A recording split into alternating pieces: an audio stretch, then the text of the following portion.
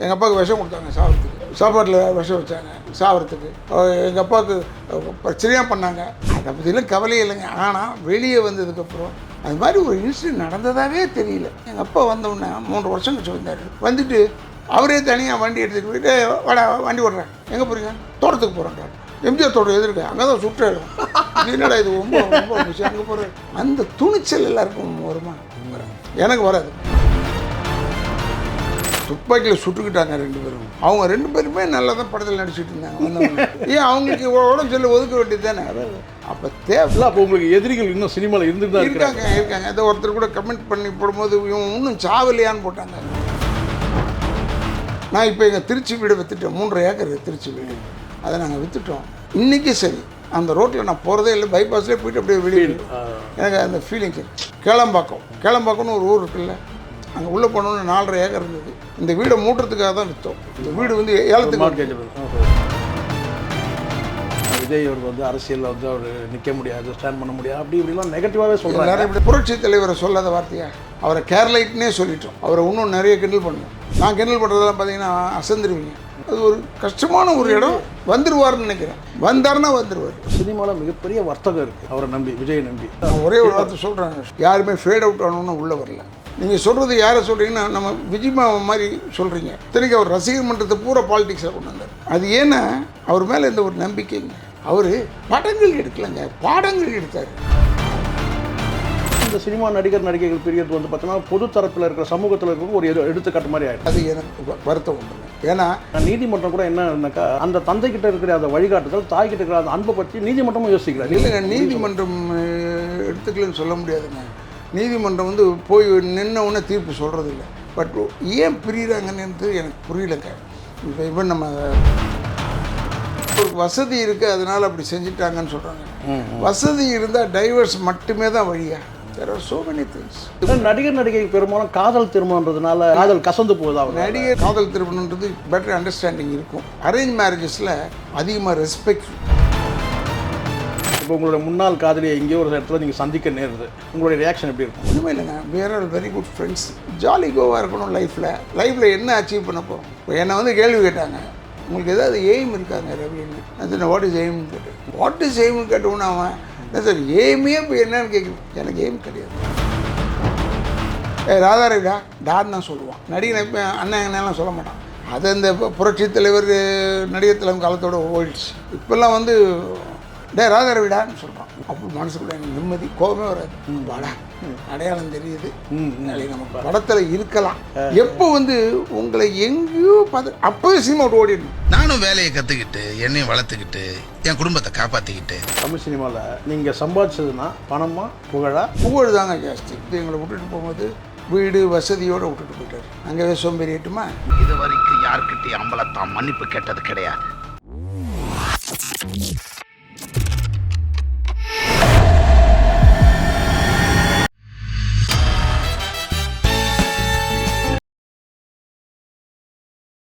உலகமெங்கும் வாழும் எனது அன்பு உள்ளங்களுக்கு வணக்கம்.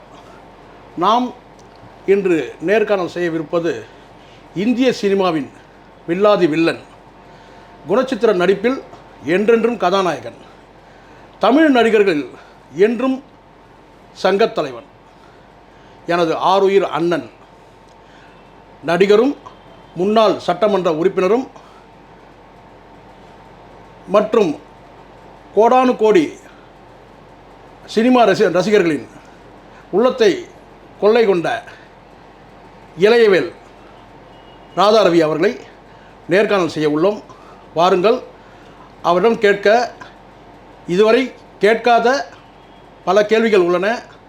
அதற்கு அண்ணன் அவர்களும் பதில் சொல்ல காத்திருக்கிறார். வாருங்கள், அவரிடம் நாம் கேட்போம். அண்ணா வணக்கம். வணக்கம். வணக்கம். சரிங்க, இப்போது எனக்கு ஒரு முக்கியமான ஒரு கேள்வி தான். இப்போ நீங்கள் வந்து ஒரு பக்திமானாக இருக்கிறீங்க. நெத்தில விபூதி இருக்குது, குங்கம் இருக்குது, எல்லாம் இருக்குது. நான் 37 வருஷம் சபரிமலைக்கு போனேன். ஆமாம், அதெல்லாம் சேர்த்துக்கலாம் கண்டிப்பாக. இன்னும் நிறைய கூட இருக்கும். நீங்கள் திருப்பதி கூட போயிருப்பீங்க, அதெல்லாம் நடந்திருக்கும். நான் என்ன சொல்கிறேன்னா, நீங்கள் அப்பாவோடைய பாதையில் நீங்கள் பயணிச்சிருக்கீங்க. பகுத்தறிவுனா என்ன, அறிவுனா என்ன, என்ன டிஃப்ரென்ஸ்? அதாவதுங்க, அப்பாவுடைய பாதையில் பயணிச்சிருக்கீங்கன்னு சொல்கிறீங்க பாருங்கள். நீங்கள் சேகோரை நான் சொல்கிறது நீங்கள் தப்படுத்தக்கூடாது. சும்மா சொல்லுங்கள்.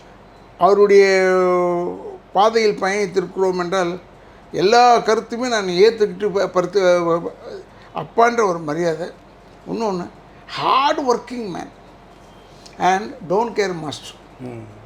அண்டர்வேர் போட்டுக்கிட்டு மேலே இருக்க கோட்டுக்கிட்டு டையெல்லாம் கட்டிக்கிட்டு ஷார்ட் எடுத்த காலங்களும் இருக்குது அவருக்கு. அவர் சொல்லுவார், இது வரைக்கும் தான் நான் எடுக்க போகிறேன், இப்போ எடுற அப்புறம் எதுக்கு பேண்ட்டு, அவர் 2 வார்த்தை சேர்ப்பார் அதில். எதுக்கு சொல்கிறேன்னா, இவங்க எல்லோருமே ரவுண்டாக பிளான் பண்ணி எப்படியோ கெட்ட பேரை உண்டாக்கணும். அது உண்டாக்கவே முடியாது எங்களுக்கு. ஏன்னா எனக்கு முக்கியமாக இருக்கிறது இப்போ எங்கள் அம்மா இல்லை, அப்பா இல்லை.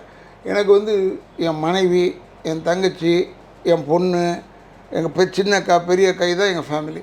இவங்கெல்லாம் வந்து என் பையன், இவங்கெல்லாம் சேர்ந்து சொன்னால் தான் ஒரு முடிவு எடுக்கிறதுக்கு ஏதாவது இருக்கும். இவங்கெல்லாம் சொல்லாத வரைக்கும் நான் கவலைப்படுறேன். ஏன்னா நான் என் ரூட் இஸ் அ கிளியர் ரூட்டுங்க. எப்பயுமே ஃபேமிலி வந்து பாலிடிக்ஸில் மிங்கிள் பண்ண மாட்டேன். கரெக்ட். இன்னொரு இந்த இடத்துல ஒரு கேள்வி வருது, தொழிலையும் குடும்பத்தையும் மிங்கிள் பண்ணிக்கிறாங்கல்ல, அது பெரும்பாலும் சினிமாவில் நடக்குது. அது சினிமாவில் நடக்குது காரணமேங்க, நல்லா இருந்தாங்க அந்த அமிதாப் பச்சனும் பையனும் அந்த பொண்ணு உலக ஐஸ்வர்யா நல்லா இருந்தாங்க. திடீர்னு பார்த்தா பிரிகிறாங்கன்ற மாதிரி போட்டிருக்காங்க. அவங்க பிரிகிறாங்களோ இல்லையோ டெய்லி ஒரு செய்தி போட்டுக்கிட்டே இருக்காங்க, பிரிகிறாங்க. இதுவே மைண்டில் ஏறி நம்ம பிரிஞ்சிடலாமோ அப்படின்னு நினைப்பாங்க. நெகட்டிவான வார்த்தைகள் அது நம்ம தாங்க தூண்டுறோம். இதை செவி சாய்க்காமல் இருப்பவர்கள் குறையும். சரி, அப்போது இந்த இடத்துல பொதுவாக சினிமா நடிகர்கள் மட்டுமே இல்லை, விவாகரத்துன்றது எல்லாருக்கும் பொதுவானது தான் இருக்குது. இந்த மாதிரி அதில் பெரும்பாலும் இந்த சினிமா நடிகைகள் பிரியறது வந்து பார்த்தோன்னா பொது தரப்பில் இருக்கிற சமூகத்தில் இருக்கிறவங்க ஒரு எடுத்துக்காட்டு மாதிரி ஆயிடுது. இப்போ இந்த மாதிரி கணவன் மனைவி பிரிவது ஒரு இயற்கையாகவே பிரிஞ்சிடறாங்கன்னு வச்சுங்களேன், இது ஒரு காரணத்தோட பிரிஞ்சிடறாங்கன்னா அவங்களுடைய பிள்ளைகளுடைய எதிர்காலத்தையும் அவங்க வந்து கவனத்தில் எடுத்துக்க மாட்டாங்க. அவங்களுக்கு என்ன நீங்கள் சொல்ல வரீங்க? அது எனக்கு வருத்தம் உண்டுங்க. ஏன்னா என் மனைவி வந்து நாங்கள் 49 வருஷமாக இருக்கோம். அந்த 49 வருஷம் எலாஸ்டிசிட்டி அதிகம்ன்றதுனால அதனுடைய பெருமை வந்து அந்த மாதிரி இருந்தவங்களுக்கு தான். ஒரு மூத்த நடிகர் அவங்கள்ட்ட கேட்குறேன், நான் நீதிமன்றம் கூட என்னன்னாக்கா அவங்களுக்கு அந்த பிள்ளைகளுக்கு சோறு, ஸ்கூல் ஃபீஸ் இதை தான் யோசிக்க தவிர அந்த தந்தைக்கிட்ட இருக்கிற அந்த வழிகாட்டுதல், தாய்கிட்ட இருக்கிற அந்த அன்பை பற்றி நீதிமன்றமும் யோசிக்கல. நீங்கள் ஒரு மூத்த நடிகராக நீங்கள் என்ன இதுக்கு ஒரு இல்லைங்க, நீதிமன்றம் எடுத்துக்கலன்னு சொல்ல முடியாதுங்க. நீதிமன்றம் வந்து போய் நின்ன உடனே தீர்ப்பு சொல்கிறது இல்லை. 6 மாதம் ஆற விட்டுறோம், அதுலையாவது மாறுவாங்களா இல்லையான்னு. அதில் மாறலன்னும் போது அப்புறம் இன்னொரு 6 மாதம் கழிச்சு கேஸு. ஸோ 1 இயர் ஆகுது அவங்க பிரியறதுக்கு. பட் ஏன் பிரிகிறாங்கன்னு எனக்கு புரியலைங்க. இப்போ இவன் நம்ம சமந்தா விஷயத்தை கூட சொல்கிறேன். நாகசைதன்யா அவர் பெரிய பணக்காரனுடைய பையன். சொல்கிறாங்க அவருக்கு வசதி இருக்குது அதனால் அப்படி செஞ்சிட்டாங்கன்னு சொல்கிறாங்க. வசதி இருந்தால் டைவர்ஸ் மட்டுமே தான் வழியா? There are so many things. Talk to her, தனியாக உட்காந்து பேசும்போது இப்படிமான்னு சொல்லலாம். யாரும் ஒன்று தப்படுத்து. நடிகர் நடிகை பெரும்பாலும் காதல் திருமணன்றதுனால அந்த இல்லைங்க காதல் கசந்து போகுதா? நடிகைகள்லாம் திருமணம் என்பது காதல் திருமணன்றது இப்போ நிறைய நியூஸஸ் அப்படி வரதுனால சொல்கிறீங்க. ஆனால் உங்களுடைய பார்வையில் லவ் மேரேஜ் பெஸ்ட்டா, அரேஞ்ச் மேரேஜ் பெஸ்ட்டா உங்களுடைய அனுபவத்தில்? அதாவது லவ் மேரேஜில் பெட்டர் அண்டர்ஸ்டாண்டிங் இருக்கும். அரேஞ்ச் மேரேஜஸில் அதிகமாக ரெஸ்பெக்ட் இருக்கும். எப்படின்னா அந்த பொண்ணை நீங்கள் கட்டிக்கிட்டு அந்த பொண்ணு வந்து இல்லை கணவனுக்கு எவ்வளோ மரியாதை தரணுமோ அவ்வளோ தரும். எங்கேயாவது வேலை செய்கிற பொண்ணாக இருந்தால் கல்யாணம் பண்ணிக்கிட்டால் கூட, அரேஞ்ச் மேரேஜாக இருந்தால் கூட, நீ போகிறதா இருந்தால் போமா வேலைக்குன்னு சொல்லுவான். இல்லைன்னா வேணாமா நமக்குள்ளே எதுக்குமா, நீ போயிட்டு நானும் தான் போகிறேன் அப்படி எடுத்து சொன்னால் புரிஞ்சுக்குவாங்க அரேஞ்ச் மேரேஜஸில். லவ் மேரேஜ் அப்படி இல்லை, தோல் மேலே கை போட்டு பேசுகிறது என்ன அது, வாடா போடான்னு பேசிட்டு போங்க இப்போ ஜாலியாக. அவர் வந்து திடீர்னு நீ வேலைக்கு போகக்கூடாது, இது பண்ணக்கூடாதுன்னா கொஞ்சம் மனசு கஷ்டம் வரும் அவங்களுக்கு. அதனால் காதல் திருமணம் என்பது மனதை தாங்க காதலிக்கணும். எல்லோரும் காதல் திருமணம். இப்போ நான் கூட தான் கல்யாணம் ஆனதுக்கப்புறமா என் மன கேட்கணும்னு நினச்சேன். உங்களுக்கு காதல் திருமணமா அரேஞ்ச் மேரேஜ்? இல்லை அரேஞ்ச் மேரேஜ். அது பிறந்த உடனே சொல்லிட்டாங்க இந்த பையன் இந்த பொண்ணுக்கு தான். ஆனால் நீங்கள் காதல் பண்ணியிருக்கீங்களா? பண்ணியிருக்கேன். முதல் காதல் இருக்குது? எல்லாருமே நிறைய இருக்குங்க. எனக்கு வந்து நான் இல்லைன்னு சொல்லி மறைக்க மாட்டேன். ஏன்னா அப்பா பிரிச்சுட்டாரா ஒரு வேலை? அப்பா என் மனைவிக்கு எல்லாமே தெரியும். சினிமாவில் வில்லன் அப்பா காதலர்களை பிரிப்பார், அது மாதிரி உங்களை பிரிச்சு? அவருக்கு எங்களுக்கு சம்மந்தமே கிடையாது. எங்கள் அம்மா தான் இப்போ பிரிக்கிறதுன்னு உங்கள் லாங்குவேஜில் சொன்னால் ஒருவேளை எங்கள் அம்மா செஞ்சுருக்கோம் அந்த வேலையை, எனக்கு அது தெரியாது. ஆனால் நைஸ் அஃபேர்ஸ் வந்து எதுக்குன்னா காதல் இருந்தது உங்களுக்கு, அவங்களும் காதல் பண்ணாங்க, காதலியும் எல்லாருமே ஒன் சைடு கிடையாது, ரெண்டுமே. அது என்னென்னா அந்த காதல் வந்து இனிமையானதுங்க. சில பேரில் படத்துலலாம் பார்க்கும்போது இல்லை அவ்வளோ பெருமையாக இருக்கும். இவ்வளோ அழகாக காதலிக்கிறதுன்றது ஒரு பெரிய மலர் மாதிரி, கசக்கக்கூடாது அது. அதனால் காதல் எல்லாருமே பண்ணலாம். நாட்டு மேலே காதல் இருக்குது எனக்கு, தமிழ் மேலே காதல் இருக்குது, தமிழம் கிடையாது. நான் திமுக மேலே இப்போவும் காதல் இருக்குங்க. நான் தெலுங்காரன். My mother tongue is Telugu. மொழி மேலே காதல். ஒரு வார்த்தை கூட இப்போ கூட மதியானத்துக்கு மேலே வராரு.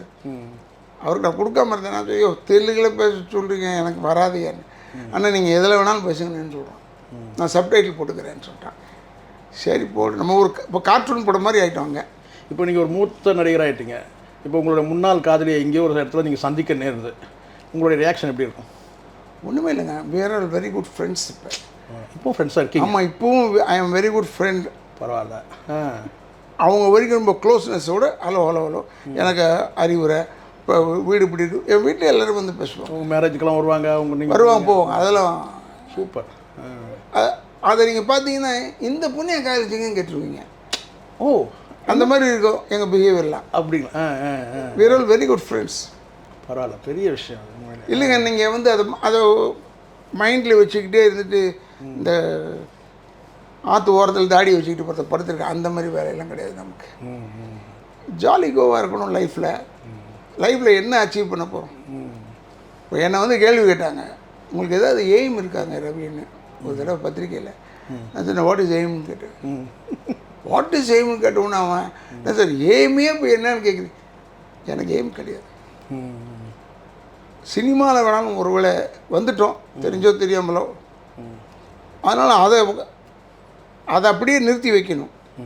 ராதா ரவி ஒரு நாள் கூப்பிட்டுருந்தா கூட சரி, நல்லா நடிக்கலன்னு சொல்லக்கூடாது.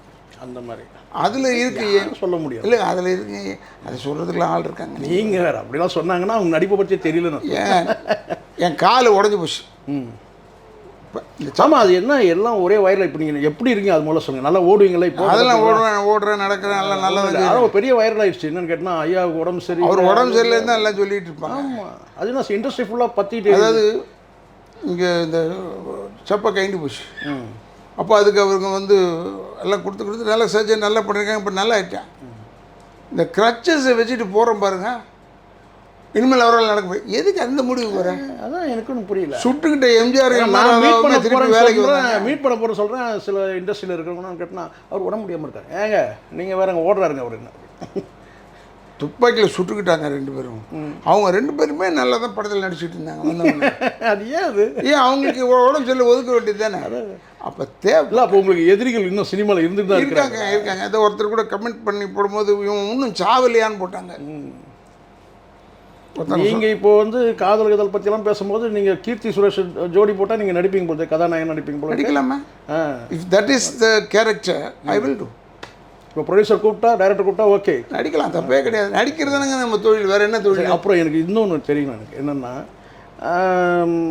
அப்பாவுக்கிட்ட இருந்து கூட அந்த சாயல் வந்துருக்கலாம். அப்பாவுக்கு இதுக்கும் உங்களுக்கும் கூட பயங்கர பெரிய டிஃப்ரென்ஸ் இருக்குது. என்னென்னு கேட்டிங்கன்னா, ஒரு திருமணத்துக்கு பிறகு நீங்கள் மனைவி மட்டும்தான் காதலிக்கிறீங்கன்றதை நம்பலாம்.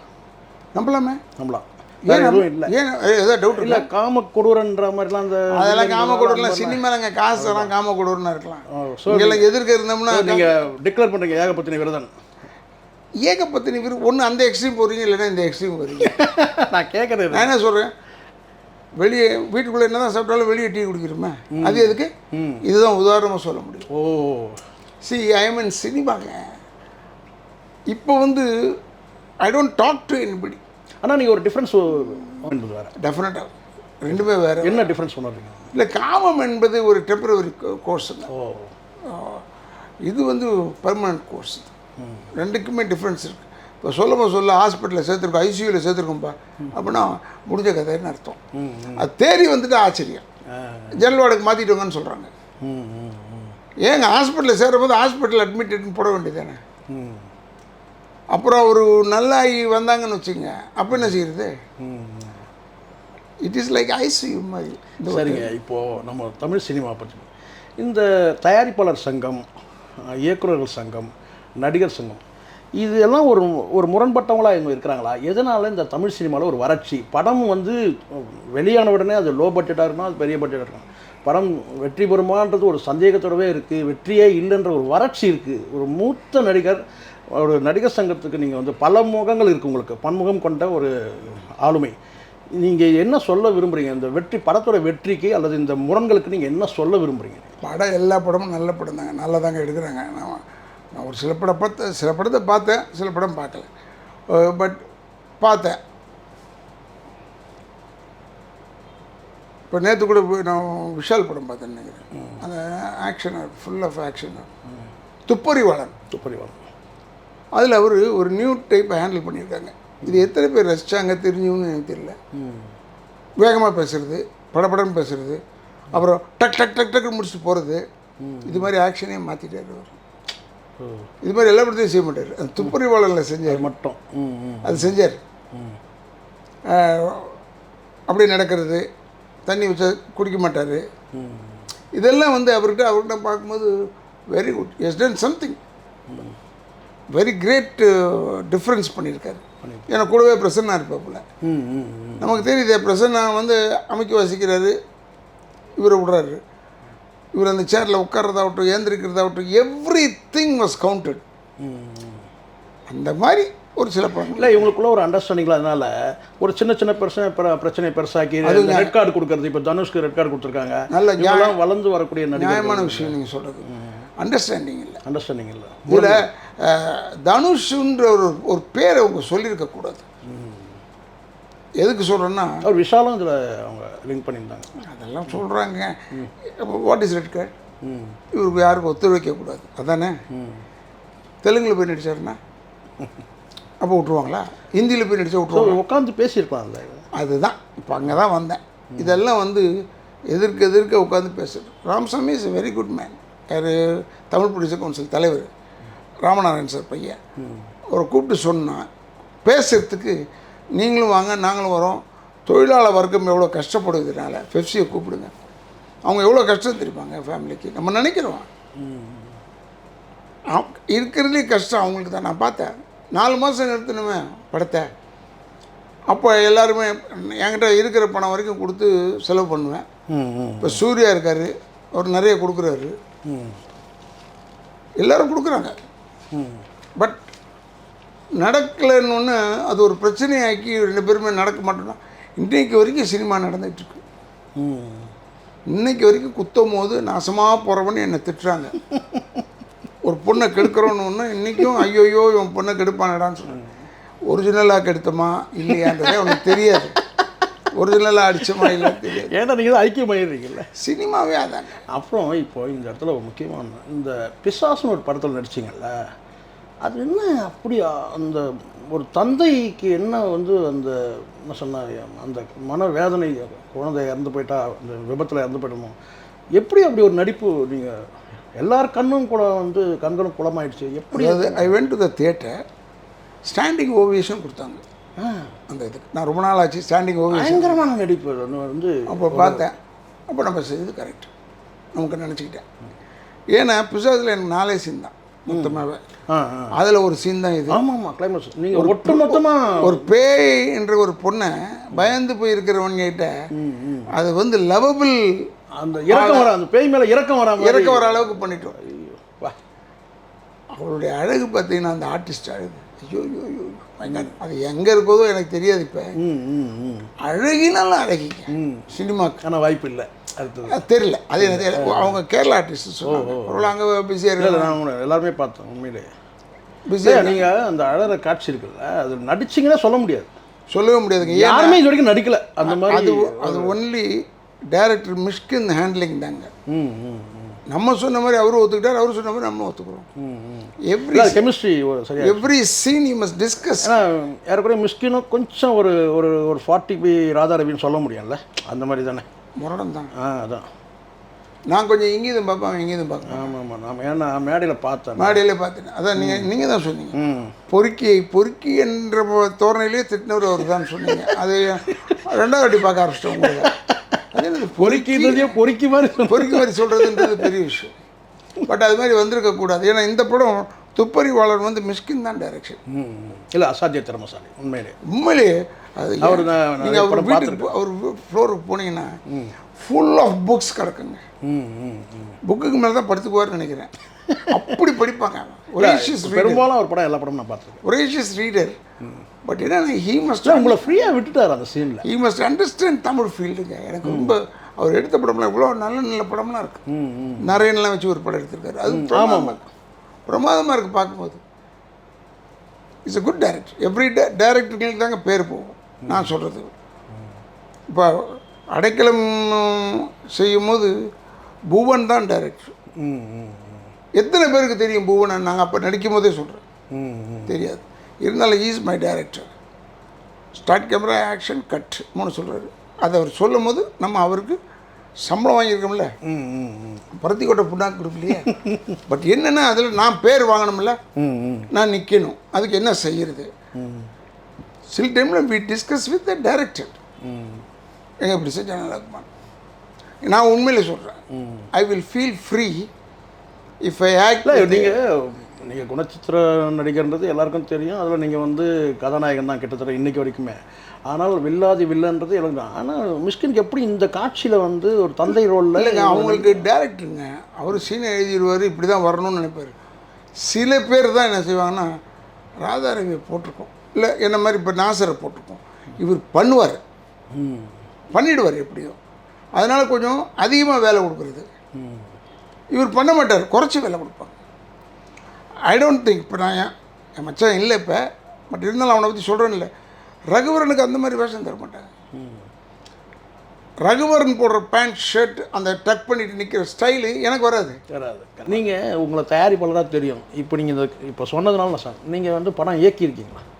படம் இயக்கணுன்ற ஆர்வம் இருக்கா? இல்லைங்க, இயக்கணுன்ற ஆர்வம் இருக்குது. அப்போல்லாம் என்ன சொல்லுவோன்னா, ஏங்க நீங்கள் டைரக்டர் தயாரிப்பாளர் தெரியும் எனக்கு, நீங்கள் டைரக்டர் ஆக வேண்டியது தானே. இல்லைடா கோலகாரன் ஆகிடுவேன், கேஸ் கேஸ் ஆகிடுச்சுன்னா போகக்கூடாது. ஏன்னா வென் யூ டோன்ட் ஆக்ட், அந்த நம்ம என்ன எதிர்பார்க்குறோமோ அதை செய்யணுங்க. அப்போ தாங்க நான் பெரிய நடிகன் பேர் வாங்கிட்டேன். இப்போ சிவாஜி இப்போல்லாம் வந்து என்ன மூடில் இருந்தாலும் சரி, நான் அவங்களெல்லாம் பார்த்துருக்கேன். சிவாஜி ஆகட்டும், எம்ஜிஆர் ஆகட்டும், எல்லோரும். அவர் எம்ஜிஆர் வந்து தோளில் கை போடுறது, பேசுறது கீசுறதெல்லாம் வித் பிஃபோர் மேக்கப். மேக்கப் போட்டாச்சுன்னா he becomes an artist, actor ஆகிடுவார். சிவாஜி இப்போல்லாம் இது விஸ்வநாத நாயக்கடுன்னு ஒரு தெலுங்கு படம், ஒரு இன்சிடென்ட் சொல்கிறேன். அந்த தெலுங்கு படத்துக்கு நாகேஸ்வரராவ் சார் ஸ்டுடியோவில், அந்த ஃப்ளோர் அவருது, இந்த ஃப்ளோர் நாங்கள். எனக்கு ராகவேந்திர ராவ் டைரக்ஷன், வெங்கடேஷுடைய ஃபஸ்ட்டு படம். அப்போ இப்படி இவர் கூப்பிட்டார் ராகவேந்திர ராவ். எனக்கு ரொம்ப பிடிக்கும் அவரை தான். அவரை கூப்பிட்டா தான் ரொம்ப நடிப்பேன். அடுத்தது விஜய் நிர்மலம்மா கூப்பிட்டு 2 படம் பண்ணேன். இவர் எழுந்திரிச்சு என்ன செஞ்சார்னா, அரார் ரேப்பு god of acting is coming, ஜெய வார்த்தை சொன்னார். காட் ஆஃப் ஆக்டிங்க ఎవరు సార్? శివాజీ గణేశన్ సార్ వస్తారు రేపు, ஹாலிடே ஃபார் யூ சொன்னார். எனக்கு லீவ் கொடுத்துட்டாரு, ஷூட்டிங் இல்லை, பக்கத்து ஃப்ளோரு. அங்கே போய் நின்று போய் பார்க்கணுமே இவருன்னு. இவர் மேக்கப் போடும்போது உள்ளே போயிட்டேன். ரங்கசாமி இருந்தார். இந்த மியூசியை அப்போ தான் நான் கற்றுக்கிட்டேங்க ஒரு விஷயம். ஒட்டுறது நான்லாம் இப்படி இப்படி இப்படி ஊற்றிட்டு ஒட்டிடுவேன். அந்த மனுஷன் பெரிய ப்ரஷ்ஷை வச்சு நடக்கிறேன்ல, பட்டை ப்ரஷ்ஷை வச்சுருக்காரு, வச்சுட்டு உள்ள இப்படி தேய்க்கிறாருங்க. ரொம்ப நேரம் தேய்ச்சி வெள்ளையாயிடுச்சு அந்த இடம். விஜயனோட சொல்லிட்டு அப்படி வச்சார், வச்சு கிருப்பு கொடுத்தாரு. அப்புறம் உள்ள செஞ்சார் வாய எல்லாம் ஓகே எடுத்து பார்க்குறாரு. இதெல்லாம் பார்த்துக்கிட்டே இருந்தேன். வாடா அண்ணமோன நீனடா இங்கே கேட்டார். இல்லைப்பா அண்ணன் உனக்கு உங்கள் ஷூட்டிங்ப்பா அதை பார்க்குறது. இங்கேயும் ஒன்றியாடா இதே வார்த்தை சொன்னார். நான் போய் அவர் மேலே கோவம் வராது, குழந்த மாதிரி அவர். ஏந்திரிச்ச உடனே அந்த மேலே போடுற இந்த ஷாலை போடுறாரு, கையில் போட்டார். அது நடராஜண்ணே இவங்கெல்லாம் இருந்தாங்க, குட்டசாமிநாதண்ணே எல்லோரும் இருந்தாங்க. அப்படி கையில் வாங்கிட்டு அப்படி நடந்து போகிறாரு. ஒரு ராஜா நடந்தால் எப்படி இருக்கும்? அப்படியே ஃப்ளோர் டு ஃப்ளோர் போகிறாரு, அதுக்கு போய் இப்படி நடக்கிறாரு.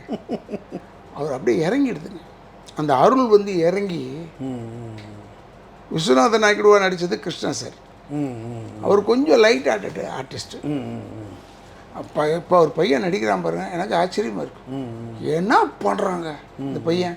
அவர் பேர் என்ன? அது மகேஷ் பாபுவா? மகேஷ் பாபு. ஐயோ ஐயோ ஐயோ, பயங்கரமான நடிகங்க. அந்த கேரக்டருக்கு அவ்வளோதாங்க நடிக்கணும்னு சொல்கிறோம். அப்போ இவர் வந்து அப்படி வந்து நின்றுக்கிட்டு, இவருக்கு ஜோடி வந்து எஸ் வரலட்சுமி பாடகியில் அவங்களாம் ராஜ்பிரசனம் வந்துடல, ஞாபகம் இல்லை, யாரோ ஒருத்தர். அப்போ இவர் வர்றார் மேலேருந்து, இருந்தாலும் இப்படி அப்போ நடந்தார். இந்த நடையே டிஃப்ரெண்ட் ஆகிடுச்சு. நான் பார்த்த சிவாஜி கணேசன் இல்லை, அந்த அருள் வரணுங்க நமக்கு. காரில் போகும்போது இந்த தேனப்பட்ட சிக்னல் வழியாக போகும்போது, ராதாரவிடா டான்னு தான் சொல்லுவான். நடிகை இப்போ அண்ணன் அண்ணெல்லாம் சொல்ல மாட்டான். அது இந்த புரட்சி தலைவர் நடிகர் தலைவர் காலத்தோடு ஓடிடுச்சு. இப்போல்லாம் வந்து ராதாரவிடான்னு சொல்கிறான். அப்போ மனசுக்குள்ள எனக்கு நிம்மதி, கோபமே வராது. வாடா அடையாளம் தெரியுது, நமக்கு படத்தில் இருக்கலாம். எப்போ வந்து உங்களை எங்கேயோ பார்த்து அப்போவே சினிமா விட்டு ஓடிடணும். பெஸ்ட்டுவே போயிடணும். அடையாளம் தெரியணும். அப்போ அடையாளம் தெரியுதுக்குன்னா அவன் மனசில் பதிகிற அளவுக்கு ஏதோ ஒன்று பண்ணியிருப்பேன் படத்தில், இல்லைன்னா வராது. கண்டிப்பாக இப்படி பார்ப்பாங்க. இப்போ ஒரு 40 ஆண்டு காலம் சினிமா, 50வது வருஷம்.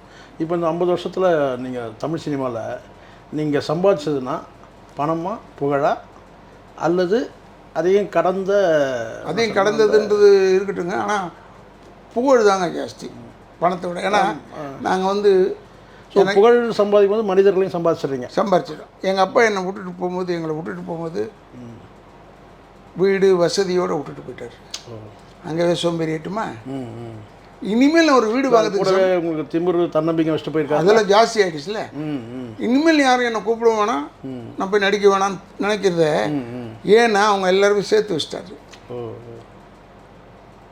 அதுக்கப்புறம் என்னென்னா எங்கள் அம்மா என் கூட இருந்து பின்பலமாக இருந்தவங்க, அவங்க இருக்கிற வரைக்கும் நான் போயிட்டு வரமான்னு டெய்லி காலையில் சொல்லிட்டு போவேன். போயிட்டு வரேன்னு சொல்லன்னு வச்சுங்க, ஏன்டா எங்கேயும் வெளியே போலியாடான்னு கேட்பாங்க. இல்லைம்மா யூனியனுக்கு போகிறேன், சங்கத்துக்கு போகிறேன்னு சொல்லுவேன், ஷூட்டிங் போகிறேன்னு சொல்லுவேன். அந்த உத்வேகம் இருந்தது பாருங்க, இப்போவும் இருக்கு.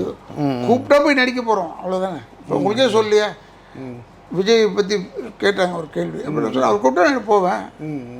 ஏன்னா அப்போது அந்த வாயை லாக் பண்ணிடணும். அதுக்கப்புறம் அவங்கள திங்க் பண்ண விடக்கூடாது.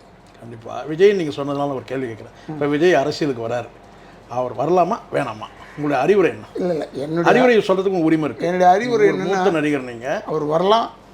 ஏன்னா அவர் பை கேரக்டர் நீங்கள் தான் பழிச்சுன்னு வரலாம்னு சொல்லியிருக்கீங்க. நான் பார்த்து பிறந்த பிள்ளைங்க. அது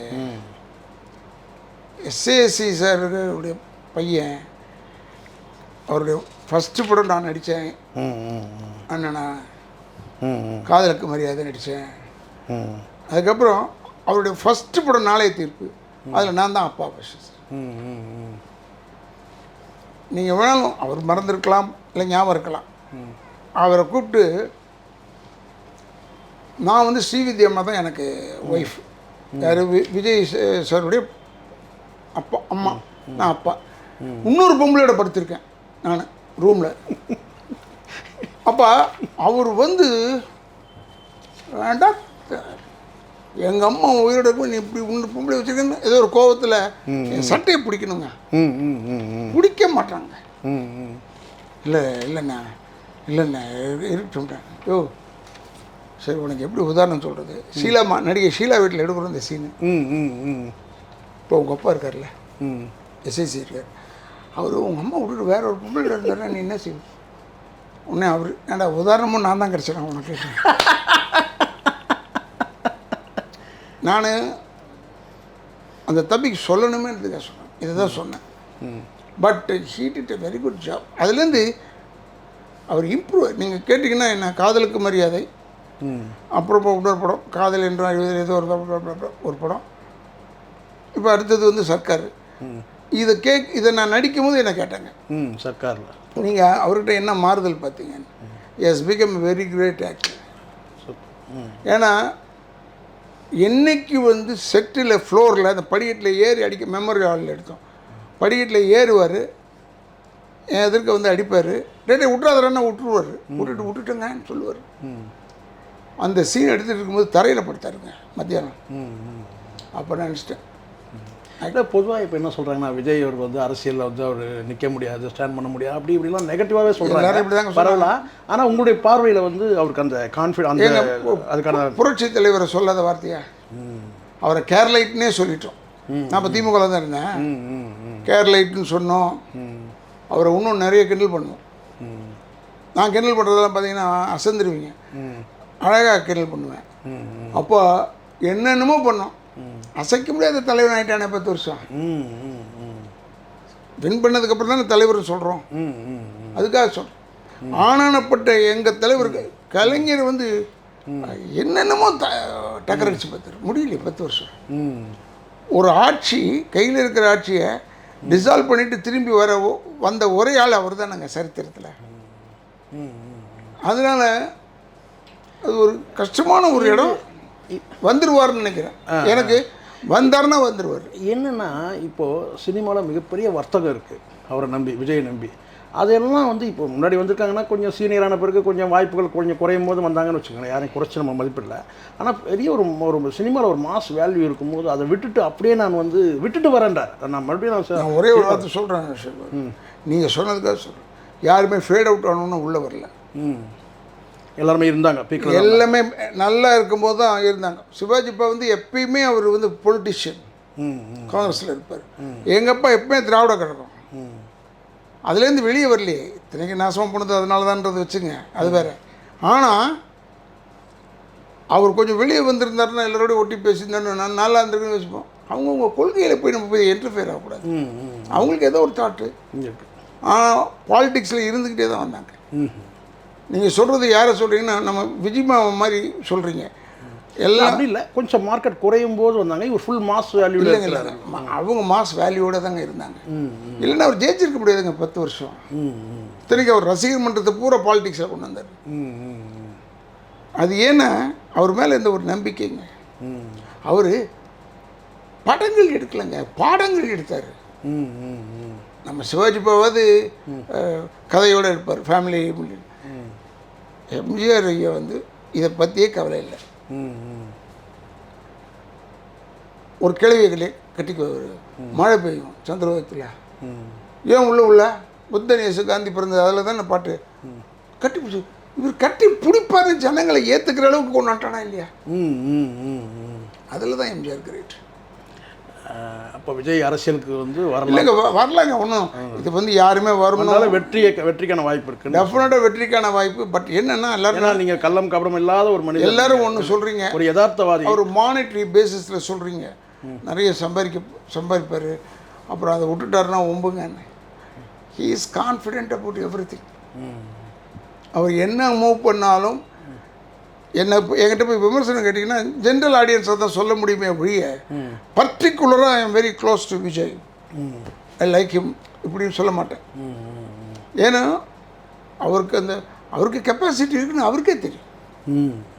இந்த பாஞ்சா அடிப்பாங்களே, இந்த கை வச்சு போயிடுங்க, அப்போ அவங்களுக்கே தெரியும் அவங்க பலம் எவ்வளோன்னு. அதான் நீங்கள் சொன்ன அந்த திமிருன்ற அந்த தன்னம்பிக்கை விஜய்கிட்ட இருக்குங்க. அண்ட்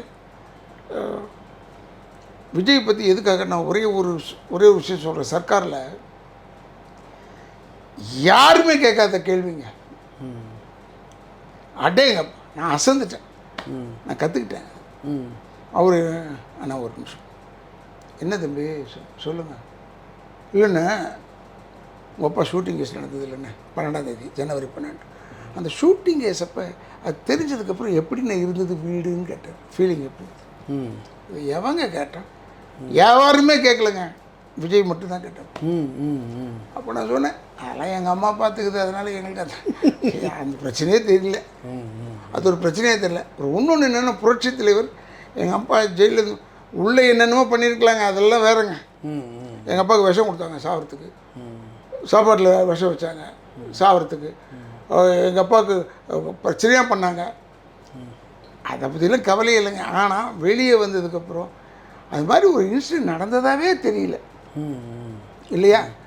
இந்த இடத்த யாருமே நடக்காத மாதிரி இப்போ தான் இதெல்லாம் வந்துருச்சுன்றதுனால எம்ஜிஆர் ஏன் சுட்டாத்தையுமே டே மொத்தம் இருந்ததே 3 பேர் உள்ள சுசீலாவாசன் ஒரு ப்ரொடியூசரு எங்கள் அப்பாவுடைய ஃப்ரெண்டு புரட்சி தலைவர் அப்பா 3 பேர் தான் இருந்திருக்காங்க 3 பேர் சொல்கிறத நம்ம எடுத்துக்க முடியுமே ஒழிய மெஜாரிட்டி டாக்ஸ் அவ்வளோதான் அது என்னமோ இவர்கள் நம்ம இப்போ அறிவோடலாம் நம்ம நான் கூட ஒரு பேட்டி கொடுத்தேன் இப்படி வச்சு சுட்டா கன் பவுடர் ஸ்பாட்ஸ் இருக்கும் ஏன் இல்லைன்னு கேட்டேன் அப்போ டிட் நாட் பிகம் இது கமிட்டி சூசைட் கிடையாது அப்போ சந்திரபாபுன்னு இருந்தார் சந்திரபாபுனை வந்து வீட்டுக்கு வந்தார் அன்னைக்கே நான் 3 துப்பாக்கி பார்த்தேன் போலீஸ் ஸ்டேஷனில் எல்லாம் துணி வச்சு சுற்றி வச்சுருந்தாங்க எப்படி 3 துப்பாக்கி சொல்கிறாரு எல்லோரும் எங்கள் அம்மாட்டில் சொன்னார் ஏன்னா சந்திரபாபுனை வந்து எங்கள் அண்ணனுக்கு ரொம்ப க்ளோஸு அவர் படத்தில் கூட தட்டுங்கள் திறக்க படத்தில் எங்கள் அப்பா பார்த்தீங்கன்னா 2 சீன் தான் ஆக்ட் பண்ணியிருப்பார்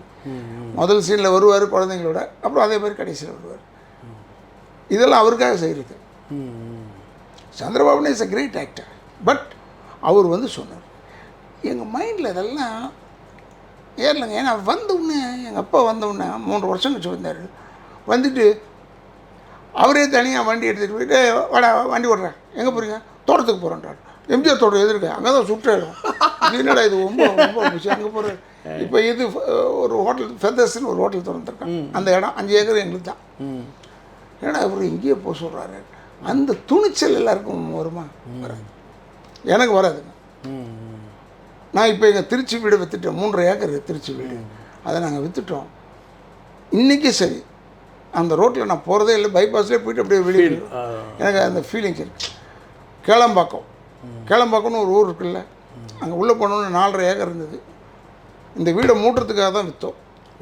இந்த வீடு வந்து ஏலத்துக்கு அப்போ விற்றோம் எங்கள் அம்மாட்ட கேட்டேன் என்னம்மா அதான் உனக்கு வேணும்னா விற்றுக்கலான்னு எங்கள் அக்கா தங்கச்சி 3 பேர் நீங்கள் அப்போலாம் ஜாயின்ட் ஃபேமிலி அப்பா நீங்கள்லாம் எல்லாருமே நாங்கள் ஜாயின்ட் ஃபேமிலிங்க இப்போ பொதுவாக இப்போ உங்களுக்கு அந்த பார்வை எப்படி சார் இப்போ இந்த தனி குடுத்தனம் வந்து கூட்டு குடும்பம்னு சொன்னாங்கல்ல எது பெஸ்ட்டு நீங்கள் நினைக்கிறீங்க எந்த காலத்துக்குமே அதாவது கூட்டு குடும்பமாக இருக்கும்போது எந்த காலத்துக்கும் சொல்கிறேன் இல்லை என்னுடைய அறிவு கேட்டதை சொல்கிறேன் கூட்டு குடும்பமாக இருக்கும்போது 2 அண்ணாங்க இருக்காங்கன்னு வச்சுக்கோங்க 2 பேரும் கல்யாணம் ஆச்சுன்னா ஒரு ஃபேமிலி வெளியே போய் இருக்கிறது நல்லது கூட்டு குடும்பத்தில் இது இல்லைன்னா இது போட்டு கொடுக்கும் அப்படி அது இல்லைன்னா அவங்க மாமியார் அவங்க அம்மா வந்து போட்டு கொடுக்கும் இந்த தொல்லை உள்ளுக்குள்ளே ஒரு கலகம் ஆனால் கூட்டு குடும்பமாக இருக்கிறது ஒரு அழகுங்க பிஸியஸ்ட் ஹவுஸாக இருந்தது எங்கள் வீடு இப்போ எல்லாருக்குமே ஒரு சேஃப்டின்றீங்க கூட்டு குடும்பமாக இருந்தால் சேஃப்டியாக இருக்கும் எல்லாருக்கும் சேஃப்டி ஹெல்த்து எல்லாமே இன்னொன்று உறவுகள் மீறி எதுவுமே கிடையாதுங்க உறவுகள் தாங்க இப்போ என்ன இந்த பேட்டியை பார்த்துட்டு எத்தனை பேர் திட்ட போகிறான்னு தெரியல திட்டினா கூட என்னதை பார்த்துருக்கானா இல்லையா சரி ஸோ இப்போ ராதா ரவினா பார்க்கணுன்னு உனக்கு என்ன நீங்கள் எதுவும் நெகட்டிவாக இதில் எதுவுமே சொல்லலாம் நெகட்டிவாக சொன்னால் கூட ஒன்று ஆமாம் நீங்கள் நெகட்டிவாக பேசுகிறால் தான் நீங்கள் எதுவுமே நான்லாம் நெகட்டிவாக தாங்க ஏன்னா உண்மையை சொல்லும்போது உறக்க சொல்லுங்க ஆமாம் இல்லை யதார்த்தம் அது நெகட்டிவ்னு சொல்ல முடியாது பாசிட்டிவ் யதார்த்தமாக சொல்லக்கூடியது கரெக்ட் கரெக்ட் ஆமாம் அதனால் திட்டம்னா நம்ம இப்படி தான் பாசிட்டிவாக எடுத்துக்கணும்